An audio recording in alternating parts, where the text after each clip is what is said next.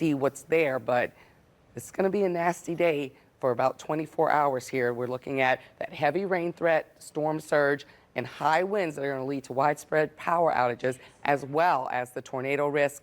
Hannah Gard is going to break down those impacts for us here.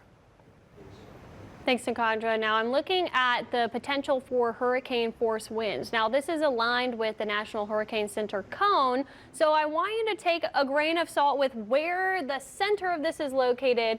We could see this continue to shift eastward, but I want you to note that we could see those hurricane force winds extending farther inland depending on where the center is. So if we do continue to see this shifting east, then we might have to watch out for the potential for even the metro area to be right on the verge of those Category 1 hurricane force winds. And along the coastal areas, we are expecting to see Category 2 hurricane winds. So right now, when I'm looking at these city maps, this is Homa, there's a pretty good chance of seeing tropical storm force winds starting in the early afternoon Wednesday. That will peak as we go into the evening hours and then taper off throughout the rest of the day Thursday. And then you can see those hurricane force winds also increasing in chance of seeing that as we go throughout the later parts of Wednesday into very early Thursday. Right now it's a 7% chance for hurricane force winds in Homa because this is a little bit farther inland.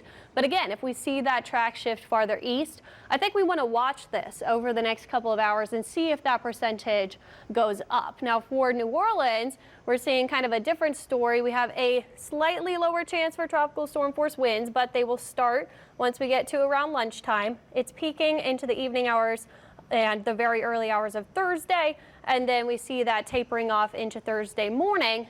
There's a much lower chance of seeing hurricane force winds, but it's non-zero. It's at 2% chance for seeing those winds. So again, if we see that shifting farther east, we might see that percentage chance go up. So I want to watch those percentages as we go throughout the day today. When you look at our wind forecast for our Fox 8 forecast modeling, it's showing Category 2 winds offshore on that buoy. That's 120-mile-per-hour wind gusts. And then as it comes inland, again, we got to take the exact position with a grain of salt as it's still far away. Somewhere along the coastline, we definitely could see those Category 2 winds. Then farther inland, if you look at the metro even coming in from the east, we could see higher end tropical storm force winds or even Category 1 hurricane force winds.